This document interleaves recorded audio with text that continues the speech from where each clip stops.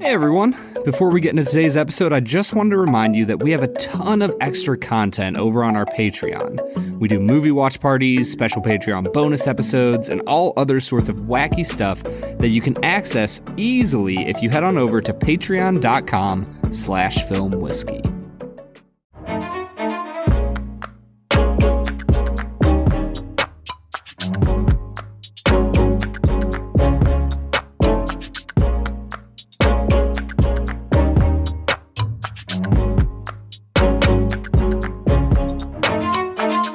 Hey everybody, welcome into the Film and Whiskey podcast. I'm Bob Book. I'm Brad G. And we're coming at you with another special bonus episode. Bonus episode. Brad, we try to be timely on this podcast, but listen, we are a podcast that reviews whiskeys that are already out and movies that have been out for 50 years. So it's kind of hard. Exclusively. It's kind of hard for us. Only 50 years ago. It's hard for us to keep up with current events on this podcast sometimes. I know that we could chase the clicks, we could chase the views if we reviewed every movie that comes out every week, or if every time somebody releases a new barrel-proof version of Elijah Craig or something, we review that. But that's not what we're about here. So I'm going to say this, disclaimer for this episode. Listen, I know that it's July. We all are aware of what month it is. And what we're doing today is we are reviewing and retasting some whiskeys that won golds and double golds at the San Francisco World Spirits Competition, one of the biggest and best spirits competitions in the world. I said all that because that competition took place in April, and it is now July. So, listen, I know that this is not the sexiest of topics. We're not getting all those clicks at this point. But all those sweet downloads. But let me explain to you, dear listeners, why it takes so long to produce an episode like this. A, we were not judges at San Francisco. And so we didn't find out what won golds and double golds for a month after the competition. You start to see, they tell the distillers, hey, you won a gold medal. And you start to see random posts from distillers that are like, hey, we won a gold medal. But they don't release this master list of whiskeys and spirits to the public until May. It's a giant Excel document that you can download. And so what happens is I get this list in May. I furiously scroll through it, trying to find everybody who's won a gold or double gold that we haven't already tried on the podcast before. I send all of them emails. Some of them respond and say, yes, you can taste our whiskey. Then we have to wait for the whiskeys to get shipped to us. And then once they get shipped to us, we have to look at our schedule and say, when do we have bonus episodes coming out? Brad, listen, it takes time to schedule a thing like this. So we know it's been 3 months, but now you get to hear us review 7 whiskeys. You sure do. What I hear you saying, Bob, is it takes time to make a thing go right. It takes 2. Come on, Bob. It takes 2 can you, to make it out of sight. Can you work It takes with the me? 2 of us, Brad. It does. I'm trying to work with you. It does take the 2 of us, that's for sure. Or it could take 7, because we're drinking 7 whiskeys today, folks. The Lord's number. We are not pairing this up with any sort of movie-related content. If you'd like to listen to some movie stuff, we've got a great episode out this week with film critic Bilge Ebiri talking about The Prestige.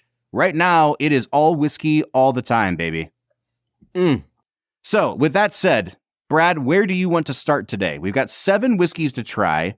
When I sampled these, I went in the order of proof. I went from the lowest proof one to the highest proof one. Same thing, Bob. Well, then where does that land us? Where should we start today? We need to start in my family's home state of Iowa with the Cedar Ridge QuintEssential. We have not had a Cedar Ridge product on this podcast in a long, long time. Cedar Ridge is doing incredible things out there in Iowa. They're known for their experimentation, both with their bourbons and now especially with their single malts, which they are calling the QuintEssential after their master distiller, Murphy Quint. This is a 92 proof, 100% barley mash bill. It won a double gold, and it was a finalist for Best in Class. So it's one of 3 or 4 that made it to the very finals for American single malts at San Francisco this year. Brad, not to spoil things too much, this is a damn good whiskey. It really is. Mm-hmm. Yeah. If I had to just give overall notes, this thing had cherry juice and malted barley and vanilla and honey. The finish was kind of oaky, charcoal. It got a little bit bitter at the end, but not in a bad way. Almost reminded me of kale a little bit. I was very, a very big fan of this whiskey, Bob. I got bubble gum on the nose, which is not something I ever get with malted whiskey, but I think that's the cool thing about American single malt, is that you can't go into it thinking this will smell like a scotch. There is something singular and unique about the malting process in the United States, but also it's just like with wine. Like terroir makes a big difference, and something that is distilled in the Pacific Northwest versus distilled in Iowa, it's going to taste different. And this has like really, really decadently sweet notes that you might get on a bourbon. For me, it really presented as like a powdery, almost like double bubble type bubble gum mixed with the malt on the nose. I gave it an 8 on the nose. I gave it an 8.5 on the palate. I gave it an 8 on the finish, which pretty much would translate to about a 9 on the balance, Brad. This is a really, really good whiskey. Yeah, I think that if I was scoring this out of 50, like we normally do whiskeys at the end of the day, I would probably end up in the 35 to 37 out of 50 range. It's like really solid. I think the only thing for me was that it was just a little bit too grainy to be like transcendent, but it's so close. Like, I don't know if it just needs a little more aging or what, but this is a really, really great single malt coming out of Iowa. I will say I love that it's at 92 proof, because I don't think it needs any more or any less than this. It never tasted watery, and it tasted really robust and full at 92 proof. I actually think that like if they tried to bottle this at 100, or above, it would probably be a little too much ethanol on this. It really is just beautiful right where it's at. It's between $60 and $65 depending on where you're buying it. I think that's a really fair price for this. I'm going to give it a big thumbs up, Brad. How about you? Yeah, same here, man.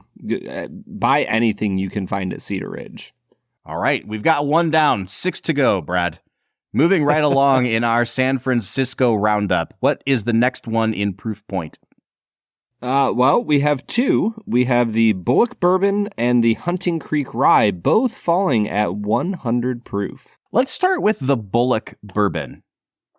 So this is a $65 bottle of bourbon, Brad. It is bottled either at barrel strength or at 100 proof, but it's the same bourbon, and you can buy it in 2 different forms. Like I said, $65 for the barrel proof. If you want the 100 proof version, which is what Brad and I are drinking, and what won San Francisco, it's $50, which I think is very reasonable, considering that it's a craft distiller. Stuff like that is so much fun, because if you're like really getting into whiskey, it's fascinating to be able to drink the exact same whiskey at 120, 25 proof, and then at 100, and just like compare what you're getting on the nose, on the palate, on the finish. That's a really cool thing that they're doing. So this is a sourced whiskey from MGP.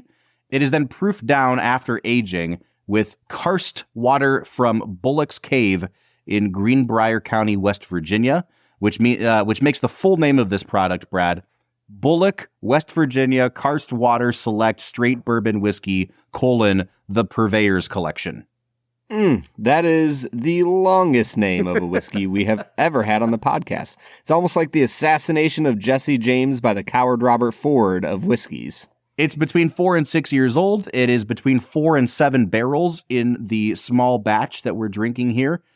I got bubblegum once again, Brad. This was the other one that I got bubblegum on. And for me, it turned into a very particular kind of candy, and that is banana Laffy Taffy. I got like a ton of that almost artificially sweet banana scent. And I really, really loved it because it complemented the oakiness that I got on the nose of this as well. I gave it an 8.5 on the nose. Yeah, so the nose for me was caramel, cherry came through, there was vanilla, and there was just a little bit of, I'm trying to put my finger on it, a little bit of a cornflakes that I really enjoyed. When I got into the palate, it went from that cornflakes and turned into, I am sure that you did this at some point in your life, Bob, where you just had a bowl of cornflakes and you're like, you know what this needs? like 3 spoonfuls of sugar on it. Yeah. For me, it was like Rice Krispies. I would do that with Rice Krispies. Yep. Mm-hmm. Yeah, exactly. Like basically the same cereal. Mm-hmm. This tasted like sugared cornflakes to me. There was Coca-Cola. There was some cream soda going on. It was a little butterscotchy. But for me, the dominant note was like a bowl full of the sugariest cornflakes I'd ever had. And I thought it was incredible. So I had almost the opposite experience tasting this, Brad. Like I wrote down much darker on the palate than it was on the nose. And it may be because I latched onto banana Laffy Taffy. And then like, if it doesn't taste like banana Laffy, you know what I mean? Change things. Yeah. But I did get a lot of juicy fruit gum on this, which is something I've never had on a whiskey before. And I've only ever heard as a tasting note with a barrel pick we did that somebody really like, Ann Dimmick at Watershed Distillery. When she was working there, she said, this barrel tastes like juicy fruit to me. I got that on this one, but with a much more oaky and kind of herbaceous thing underlying it. And then when it got to the finish for me, this is where the spice really kicked in. It was really spicy, really herbal. It did tip a little bit bitter for me at the end. And I think that they're like from the nose all the way through to the finish, there was a bit of a fall off for me on this one. See, this was actually probably one of my favorites of everything we had. I think that it does, like, it definitely melts into those baking spices, rye notes at the end. I think that if I scored it out, I'd probably be around a 40 to 41 out of 50 here. Wow, okay. I think it's a really nice, gentle, classic bourbon, but it has some of those really nice rye notes mixed in at the end that I was really impressed. I'm definitely lower than you on this one. I think I'd be in the low 30s on this one. And if I think about it in terms of like thumbs up, thumbs down, I'm more like Joaquin Phoenix in Gladiator, wherein he like turns his thumb sideways before indicating which direction. I'm there. I'm like sideways thumb. Are you thumbs up? I'm a thumbs up here. Awesome. All right. So that's the Bullock. Let's get into this Hunting Creek Rye.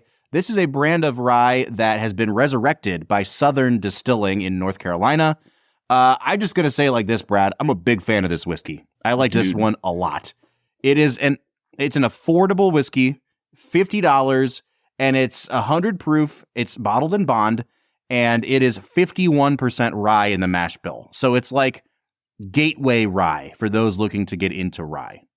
Yeah. No, this is my favorite whiskey of the 7, Bob. Really? I thought this was incredible. Like the nose had rye coming through. For me, it had some like woodsy, like dew on pine needles type of thing going on. Yep. And then there was like a little bit of sweetness that came through, a little bit of a caramely flavor that I was just like, this has everything I want out of a rye. So I love the nose, Bob. Where were you at? I'm right there with you, man. And even just to tip into the palate a little bit here, I was shocked to go back and see that this was only 51% rye in the mash bill because it's so rye forward. Even on the nose, I'm like, this is a rye drinker's rye. It smells like rye. It punches you in the face with rye. And then when you go to sip it, like the note that I took was, this is earthy, like legit. It tastes like dirt, but I dig it. That's what I said. And I know that might sound weird for people who aren't used to drinking whiskeys like that, but it reminded me of like topsoil and really dark, like deep woods, roots and soil. Like you said, dew and pine. It's just like, once again, it's a very manly whiskey, but I'm really into it. This is going to put some hair on your chest if you're into that kind of thing. I love this a lot, man.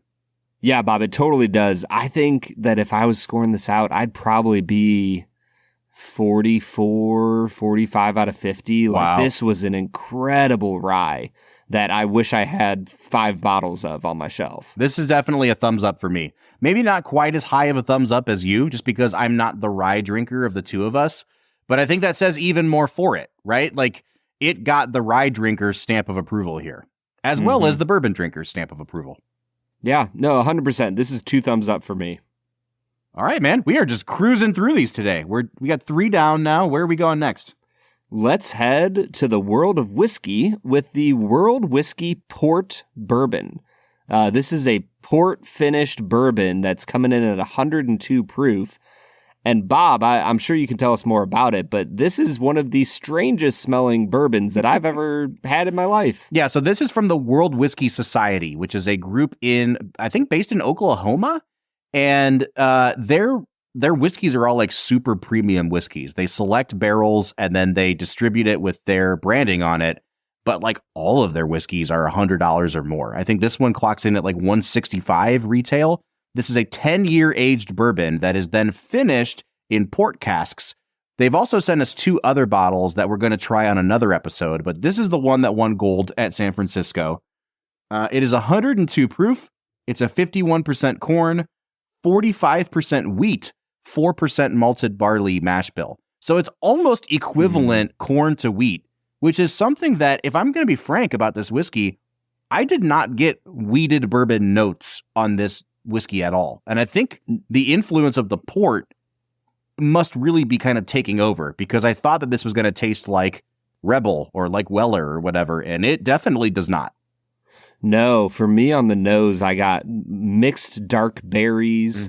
I got plum. I got elderberry. I like anything that could be dark berry is this whiskey, to the point where I like this. If somebody gave me this beverage, this liquid, and said, smell it and drink it, I don't know if I would tell you that it was whiskey.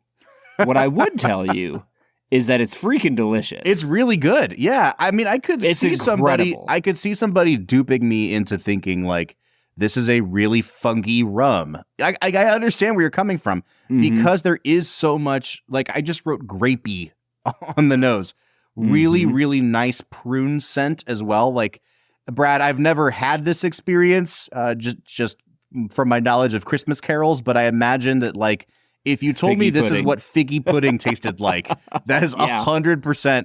Like, it's just, there's tons more grape than I expected. Lots of really dark stone fruit. And then you get to the finish and it's still fruit, but it's not sweet.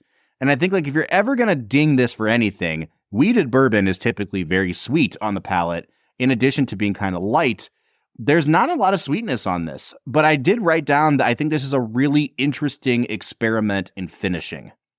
Yes, 100%. Is it the best whiskey of the 7? I'm not sure.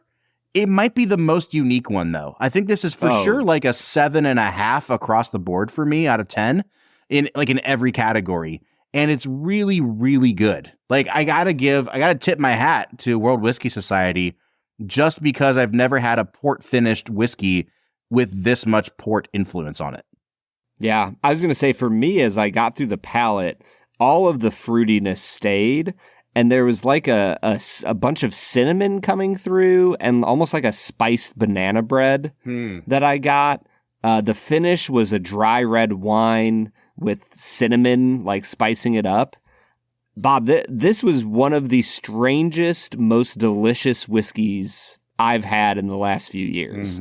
I don't know what to do with it, but I'll be darned if it's not incredibly tasty.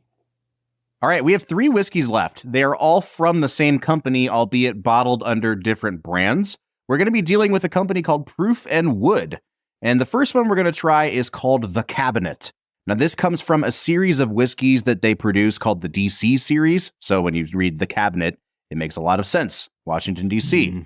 This is The Cabinet barrel-proof blend of straight whiskeys. So it's a blend of rye and bourbon. You can't call it bourbon even if it is still more than 51% corn in the mash bill, because you can only blend bourbon with bourbon. You can't blend it with anything else and call it bourbon. It's just the law. So the mash bill on this is that in the rye part of it, it's a 95% rye, 5% barley mash bill. In the bourbon part of it, it's 75% corn, 21% rye, 4% barley. The different ryes that are used are aged for 9, 7, and 6 years. The bourbon is aged for 4 years. It carries a $109.99 price tag. Brad, this is a premium whiskey at 112 proof. And it deserves it, Bob. This is a really, really tasty whiskey. Like, the nose was like Christmas in a bottle. It was clove and nutmeg and almond. And then it was like really creamy. And I like literally, all I could think about was eggnog. This is like the platonic ideal of if you could try to produce a whiskey that pleased both Brad and Bob. Mm-hmm. Because it was really, really rye forward on the nose. And then right at the end, it was like tons of bourbon sweetness. And they weren't always like, they didn't always go together, but both of those components were always represented on the nose, on the taste, on the finish.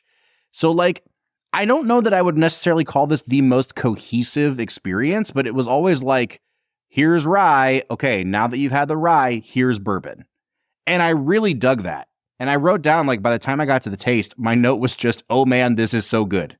It's like a great rye and a great bourbon. I gave it a 9 out of 10 on the taste, Brad. And I think that, like, overall, this may have been my favorite of the 7 whiskeys. Yeah, this and that Hunting Creek Rye were my 2 favorites by far. Like, they stood out among the 7. I think that on the flavor for me, on the taste, I got creaminess. There was rye, there was vanilla, there was nutmeg. It was all those spicy, sweet things were coming through. The finish, it was really heavily oaked. There was leather. There was almost like a nice dark clove coming in. Bob, I can't say enough about the cabinet. It's an incredible whiskey and deserved what it won at San Francisco. All right, and then we're going to try 2 whiskeys from them that are bottled under their Tumblin Dice brand. Now, Tumblin Dice is a brand that I've been aware of for a long time, Brad. I think going back to like season 1 or 2 of this podcast, because I believe that our friends down at the Baton Rouge Society picked a barrel of Tumblin Dice. And I remember seeing it and hearing our friend Austin say how good it was and being like, when are we going to get this on the podcast? So it's been a long time coming to try Tumblin Dice. But they have both a bourbon and a rye that won gold and or double gold at San Francisco. I'd like to start with the bourbon, Brad. And I'll just say this up front in transparency. I want to start with the bourbon because I preferred the rye. Did you prefer the rye to the bourbon as well? Yeah, definitely. Okay. And that's not to say the bourbon's bad by any stretch of the imagination. No, not at all. I think the bourbon struggled for me. It was a little bit too hot. The ethanol came through a little too strong. And it was just too grainy. Mm-hmm. It tasted a little young for me. Mm-hmm. I think that the good stuff going on, it has a lot of caramel and vanilla. There's some leathery notes going on. It had some Coca-Cola effervescence on the palate. I got kind of a Sour Patch Kids kind of feel as it slowly moved towards bitterness, but didn't quite become bitter. Mm-hmm. And that's why I say Sour Patch Kids. I don't know. Does that vibe with where you were at on the bourbon? Yeah. I mean, my big note on the nose was like, I want to give this credit for not drinking too hot. So this is a 116 proof single barrel of, it says heavy rye mash bill bourbon. This bourbon was aged for at least 7 years. It does have 36% rye in the mash bill to go along with 60% corn and 4% barley. And it doesn't have a ton of bitterness to it, which I think that sometimes high rye mash bills can really do.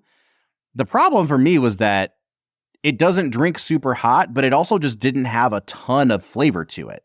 Like it was kind of muted for me a little bit, which I wasn't expecting at barrel proof. Still a good whiskey, but for me, it didn't come close to touching this rye. And I don't know. Do you want to give any final thoughts on the bourbon before we jump into the rye?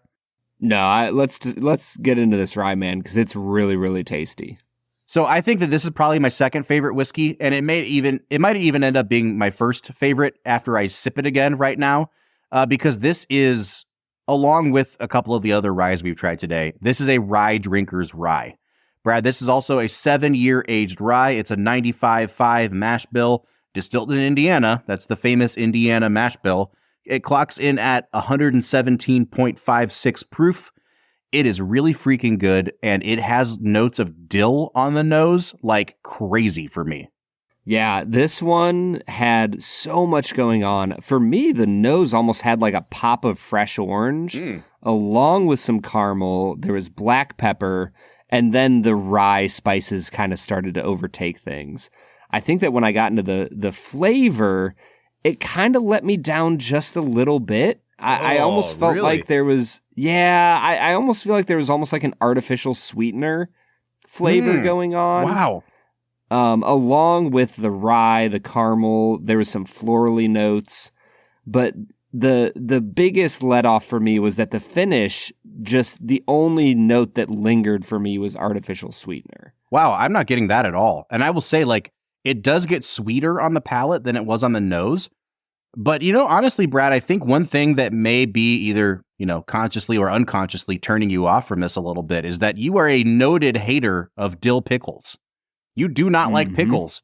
And sometimes rye tips into dill. Sometimes it's mint, sometimes it's other kind of herbs. This one is really dill forward. And I am a noted lover of dill pickles, so I'm a big fan of this. It definitely doesn't overpower anything on the palate, but that dill is still there. And so for me, I'm really pleased with this because it's so consistent throughout. Like, everything I got on the nose is there on the palate. And then on the palate, I get this nice little pop of sweetness to go with everything. The finish doesn't quite live up to the palate for me because it kind of falls off a cliff a little bit. Like, it's mouth-watering, it's good, but it's not a very long-lasting finish. And I think that if there was anything about this that I would like, it's like to be able to taste it 2 minutes later. But I'm not quite getting that. I still think, man, this is neck and neck for my favorite one of the day. And one of the better ryes I've had probably in the last year. Yeah, I think that this one just really impresses on the nose and the tip of the tongue. And then kind of just becomes average for me through the rest of the experience. But overall, I still really liked this whiskey, and I think it stands up with a lot of other ryes that we've tried. Let's give some film and whiskey awards here at the end of our San Francisco run-through 3 months later. I want them to put our awards on their neck tags, just like they do at San Francisco. Like, just put our logo and, 2 thumbs up, Yeah, we've just got to start our own, our own competition. What's your winner for the day, Brad? Oh, man. My winner for the day. I think it's the Proof and Wood cabinet. Oh, more than the Hunting Creek. That's neck and neck with the Hunting Creek. I think that the cabinet deserves its price tag. And I think that's the reason why I put a little bit ahead. Because I'm like, man, they know what they've got here and they're charging for it. And I can't blame them for that. I think my winner is this Tumblin Dice Rye, the more I think about it. But if this was the Oscars and we were doing a preferential ballot for Best Picture, I think the winner would actually end up being this Hunting Creek because we both have it in second place. Yeah, easily. The Hunting Creek is incredible, Bob, and I would do a lot to get my hands on more of that. Especially at $50. It is hard to not recommend that. Yeah, exactly. $50. Man, oh man, that's such a good price. Yeah, go get yourself some Hunting Creek Rye. All right, everybody, that's it. We got through 7 whiskeys in what, Brad, 30 minutes? We did pretty damn good here. Yeah, we nailed it, man. This is probably the fastest whiskey review episode we've ever done. And we are not novices anymore, so we're not trying to down 7 shots of whiskey in 30 minutes anymore. I have been drinking a whiskey a day for the past 10 days. All right, that does it for San Francisco. They can finally close the chapter on this year's San Francisco World Spirits Competition. We'll be back on Tuesday with another regularly scheduled episode. But until then, I'm Bob Book. I'm Brad G. And we'll see you next time.